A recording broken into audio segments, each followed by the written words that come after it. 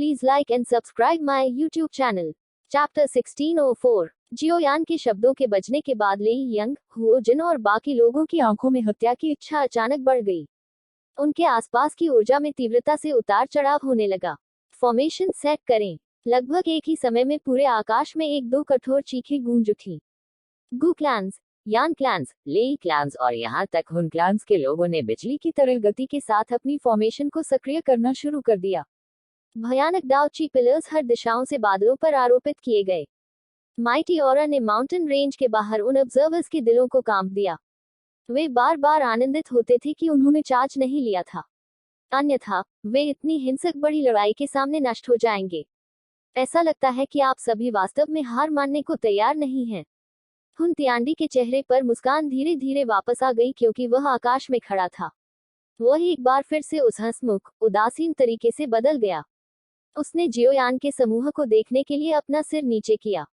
ऐसा लग रहा था कि वह उनके अचानक हुए हमले से हैरान था। वह यह भी समझ गया था कि युआन, जियोयान और अन्य निश्चित रूप से बस वापस बैठकर अपने हुन क्लैंस को जेड के सभी 8 टुकड़े प्राप्त करते हुए नहीं देखेंगे और एंशिएंट गॉड मैंशन को सफलतापूर्वक खोलेंगे। हुन तियांडी, एंशिएंट जेड को सौंप दो, नहीं तो हम निश्चित रूप से हाथ मिलाएंगे और आपके हुन क्लैन को समतल कर देंगे। रोते हुए लेई यंग की आंखें गुस्से से भर उठी। यह सुनकर हुन तियांडी अनायास ही हंस पड़ी। उसने अपना हाथ फ्लिप किया और मुस्कुराते हुए कहने से पहले एंशिएंट जेड को अपने स्टोरेज रिंग में रखा। ओह, मैं वास्तव में इस बात को लेकर उत्सुक हूं कि यदि आपके पास यह क्षमता है तो आप इस स्थिति में कैसे समाप्त होते हैं। उद्धरण चिन्ह। हुन तियांडी, हम एंशिएंट गॉड मैंशन को आसानी से खोलने की अनुमति नहीं देंगे। गू युआन का चेहरा पानी जितना गहरा था। उसका शरीर धीरे धीरे हवा में उठ गया क्योंकि एक भयानक फ्लक्चुएशन धीरे धीरे उसके शरीर के भीतर से फैल गया। गड़गड़ाहट के साथ आसमान में काले बादल तेजी से छा गए। जियोयान, लिंग यंग, यानजिन और एक्सपर्ट्स, जो 3 क्लैन के साथ साथ स्काई मेंशन एलायंस के 5 स्टार डाओशेंग से अधिक मजबूत थे, आकाश में उठे। उनकी ऑरस बढ़ गई और आकाश का रंग बदल गया।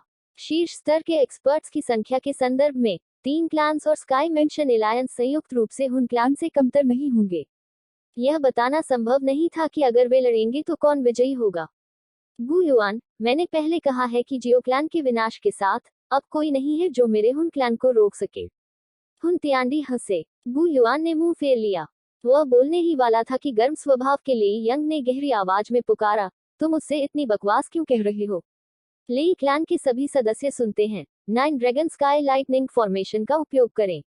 समझा। लेई क्लैन के कई एक्सपर्ट्स ने लेई यंग के रोने को सुनने के बाद ठंडे और कठोर चेहरों के साथ जवाब दिया।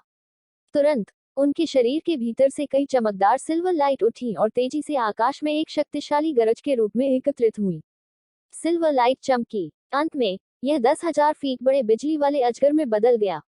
लुढ़कती गड़गड़ाहट के कारण भूमि कांपने लगी। जाओ। जिस क्षण बिजली का अजगर दिखाई दिया, वह लेई क्लैन के कई एक्सपर्ट्स के नियंत्रण में आकाश में हुन क्लैन की बड़ी सेना से बेरहमी से टकरा गया। यान clan, great burning sky technique. लेई क्लैन्स के हमले के बाद यान जिन ने ठहाका लगाया। मॉन्स्ट्रस फ्लेम्स तुरंत भड़क उठी। यह ऐसा था मानो इस पूरे स्थान को भस्म करने का इरादा रखता हो। अंत में फ्लेम फायर के लुढ़कते समुद्र में बदल गई जो हुन क्लैन की ओर बह गई। Ancient god mirror. गू क्लैन ने भी एक बार फिर से एंशिएंट मिरर का निर्माण किया था जिसने पूरे स्थान को ढक दिया था। उस पर प्रकाश की किरणें बहने लगीं। इसके तुरंत बाद एक अतुलनीय रूप से बड़ा लाइट पिलर बाहर निकल गया। Swoosh swoosh. इस समय सभी हमले भड़क उठे। एनर्जी के फ्लक्चुएशन ने आसपास के ऊंचे पहाड़ों को आसानी से नष्ट कर दिया, कुछ भी पीछे नहीं छोड़ा। हुन तियांडी ने आकाश में खड़े होकर उदासीन निगाहों से नीचे से भागते हुए क्रूर हमलों को देखा। उसके पीछे के क्षेत्र को ढंकने वाले ब्लैक क्लाउड से जंजीरों के टूटने की आवाज निकल रही थी, जिसके बाद कई आपस में टकराने की आवाज आई। ब्लैक क्लाउड्स के भीतर से अनगिनत काली जंजीरें निकली और तेजी से आकाश में एक जाल बन गया। जंजीरों पर छाए ब्लैक क्लाउड्स। अचानक काले जाल पर कई उग्र चेहरे दिखाई दिए और लगातार कुछ तीखी दयनीय चीखें निकली। Bang bang bang. काला जाल बनते ही कई हमले अचानक आ गए। देखते ही देखते पूरा इलाका भीषण टक्कर से कांप उठा। भूमि में दरार आ गई, जिससे कई विशाल नाले जैसे दरार वाली रेखाएं बन गईं। आसमान में भयंकर तूफान के धीरे धीरे बिखरने से काला जाल टूट गया। हालांकि यह ढहने से पहले नीचे से सभी हमलों को रोकने में कामयाब रहा। हुन क्लैन की भयावह ताकत एक बार फिर सामने आई। हुन तियांडी, इस बार हम दोनों को एक विजेता का फैसला करने दें। गु युआन का पैर खाली जगह पर चला गया। उनका शरीर अचानक क्लाउड्स में गिर गया, जबकि एक विशाल और शक्तिशाली तरीके से दसियों हजार किलोमीटर के क्षेत्र में एक कठोर रोना फैल गया। हुन तियांडी मंद मंद मुस्कुराए। उसका शरीर हिल गया और सीधे गु युआन के सामने आ गया। वह समझ गया था कि ये दोनों ही दोनों गुटों के सबसे मजबूत प्रतिनिधि हैं। दोनों को एक दूसरे पर संयम रखना चाहिए, नहीं तो दोनों पार्टियों का फॉर्मेशन चरमरा जाएगा। चार्ज। ली यंग और यानजिन ने गु युआन को हुन तियांडी को रोकने के लिए हस्तक्षेप करते हुए देखकर जोर से रोया। तीनों क्लैन के एक्सपर्ट्स और स्काई मेंशन एलायंस पीछे से दौड़ पड़े। हुन क्लैन के कई एक्सपर्ट्स झपट्टा मारकर ब्लैक क्लाउड से बाहर निकले। तुरंत आकाश में एक बड़ा युद्ध छिड़ गया। ले यंग और यानजिन का स्पष्ट लक्ष्य था। उन्होंने सीधे निहिलिटी डिवाउरिंग फ्लेम पर ताला लगा दिया। हुन तियांडी के अलावा हुन क्लैन में सबसे मजबूत निहिलिटी डिवाउरिंग फ्लेम थी। दूसरी ओर एलायंस की ओर से संयुक्त रूप से दोनों ही उसे रोक सकते थे। क्या आप वास्तव में सोचते हैं कि आप दोनों मेरे लिए एक मैच हैं क्योंकि आपको पिछली बार कुछ लाभ मिला है? ले यंग की जोड़ी को अपनी ओर चार्ज करते देख निहिलिटी डिवाउरिंग फ्लेम ठिठक कर हंस पड़ी। उसने अपनी बड़ी आस्तीन लहराई।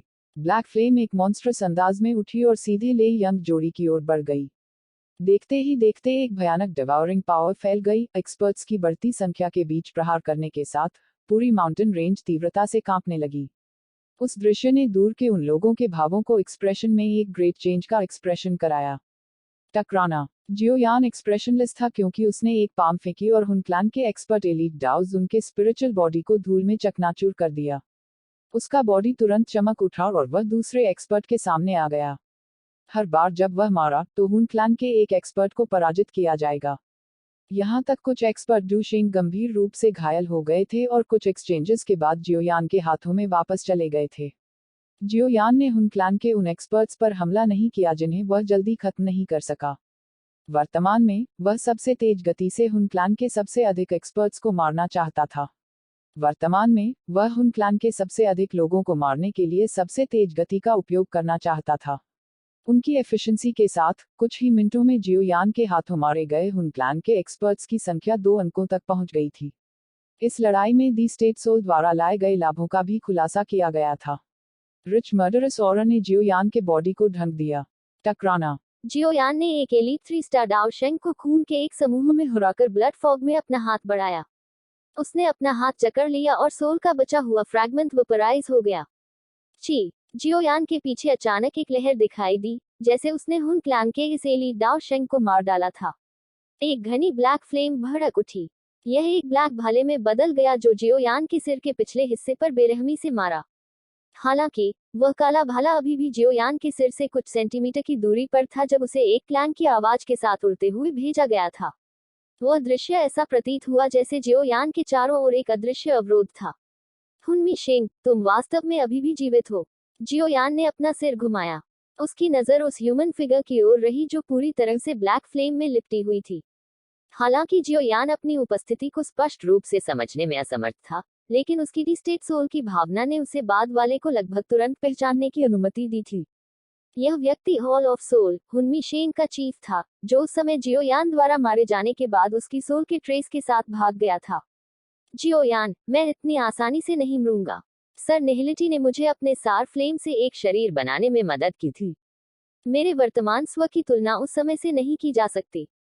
ब्लैक फ्लेम ने लाल रंग की आंखों की एक जोड़ी के रूप में मंथन किया, जो घृणा से भरी हुई थी, जियोयान को घूर रही थी। उसकी ब्लैक और ठंडी आवाज के साथ साथ वह शातिर भी था जो उसने उत्सर्जित किया था। यह सुनकर जियोयान के बर्फीले ठंडे चेहरे पर एक चाप बन गया। अपना जीवन मुझे सौंप दो। हुनमी शेंग का हाथ कांपने लगा। घनी ब्लैक फ्लेम सीधे 1000 फीट बड़ी ब्लैक फ्लेम चेन में बदल गई जो एक शातिर सांप की तरह चालाकी से जियो की ओर चली। चकनाचूर। हुनमी शेंग के हमले के सामने जियोयान ने हमले के कोई संकेत नहीं दिखाए। उन्होंने केवल एक ही शब्द कहा, क्रैक। जियोयान की आवाज बजने के बाद इनविजिबल स्पिरिचुअल फ्लक्चुएशन बह गया।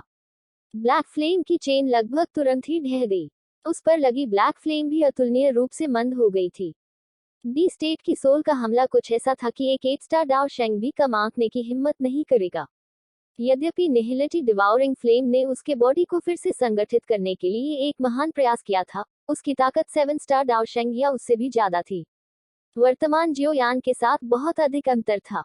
हुनमी शेन को इतनी जल्दी हारने के लिए बस इतना ही करना पड़ा। बात की एक्सप्रेशन को थोड़ा बदल दिया गया था। यद्यपि वह जानता था कि जियोयान ने दी स्टेट की सोल में कदम रखा था, उसे विश्वास नहीं हो रहा था कि वह दूसरे पक्ष के हाथों में इतना दयनीय होगा। विथड्रॉ। हालांकि उसके दिल में एक शातिर विचार चल रहा था। हुनमी शेन भी समझ गया था कि उसका वर्तमान स्व अब जियोयान के लिए एक मैच नहीं था।